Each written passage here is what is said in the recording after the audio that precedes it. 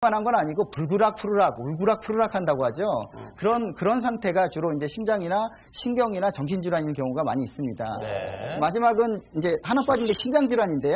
이 신장질환 잘 아시겠지만 신부전 이렇게 있으면 얼굴이 시커매지거든요.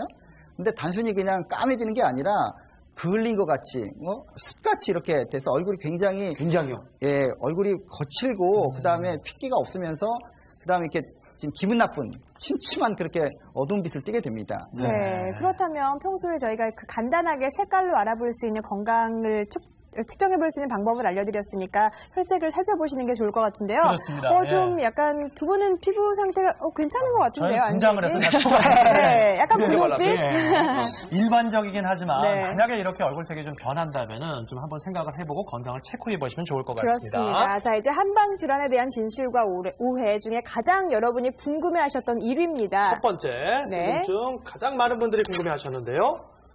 얼굴 얼굴 근육이 떨리면 중풍이 온다. 네, 사실 뭐 중풍에 대해서는 속설들이 많은데요. 네. 그 혹시 정말 이 얼굴이 이렇게 바르르 떨리는 게 중풍의 전조 증상이 맞나요?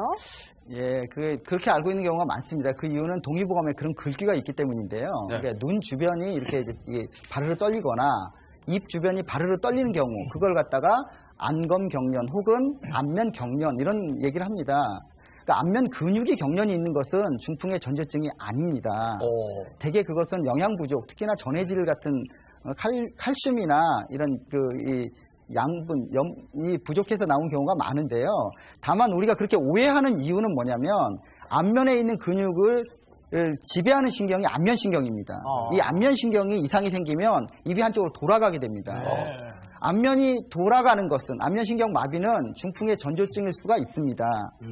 그런데 이게 지금 같은 위치에서 비슷한 증상이 있기 때문에 그런 건데 때로 안면신경 마비의 아주 초기 증상이 이렇게 사르르 떨리기도 하고 좀 감각이 무뎌지는 것 같은 그런 느낌이 들기 때문에 우리가 그렇게 착각을 하는 거라고 볼 수 있습니다. 네. 그러니까 눈이 떨리면 중풍이 온다. 손이 저리면은 중풍이 온다. 먹다가 질질 흘리기 시작하면 중풍이다. 뭐 이런 얘기 많이 있는데 정확하게 중풍의 전조 증상이 어떻게 옵니까?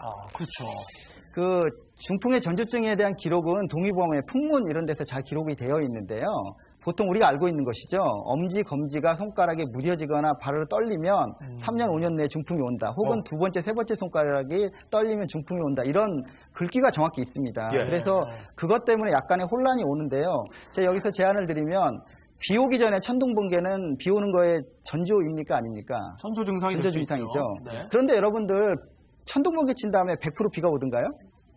비가 오지 않고 천둥번개 칠 때 모양은 똑같이 천둥번개지만 이게 실제로 비 오기 전에 전조라고 할 수가 없잖아요. 그러니까 어떤 경우냐면 중풍 환자에 있어서 전조증이 일부 이런 증상이 나타나기도 하지만 모든 중풍 환자한테 이런 것이 오는 것은 아닙니다. 아니구나. 네, 그러니까 100% 사실은 아니었어요. 좀 오해인 부분이 있었군요. 그렇습니다. 그리고 또 오히려 입이 삐뚤어지거나 또 어지럼증, 어눌한 말투통이 있는지를 더 잘 살펴보시는 게 좋을 것 같습니다. 네. 지금 뭐 한 가지 분야만 풀어봤는데도 속이 좀 시원해지는 것 같아요. 계속해서 궁금증 풀어보도록 하겠습니다. 두 번째 궁금증은 체질에 관한 질문입니다.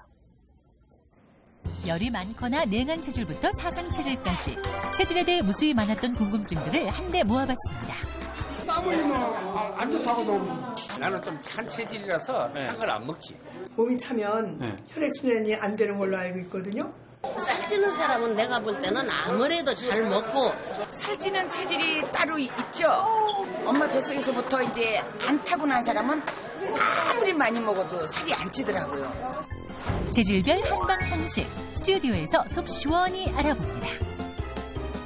뭐 체질에 관해서는 주로 뭐 비만하거나 뭐 보양 음식에 관련된 좀 궁금한 점이 많으셨어요. 네, 저는 사실 저희 아버지가 살이 찌지 않는 체질이라서 좀 닮았다고 생각하는데 과연 그게 체질과 관련이 있을지 한번 살펴보겠습니다. 먼저 5위부터 만나볼게요. 체질에 대한 진실과 오해. 네, 열이 많은 체질에는 인삼이 안 좋다. 이거 정말 흔한 얘기죠. 맞죠? 네, 맞는 얘기 아니에요? 네, 그런 경우가 있겠습니다. 근데 우리 몸에 열이 있다라는 얘기, 그러니까 에너지가 충분히 있다. 그러면 감기에도 안 걸리고 몸이 차갑지 않다. 이런 경우일 텐데 그럴 때 인삼을 먹을 이유가 없죠. 인삼의 가장 큰 효능은 비장과 폐장에 비장과 폐장을 도와줘서 몸을 따뜻하게 해주는 효능이 있거든요. 그런데 그렇지 않다면 굳이 그걸 먹을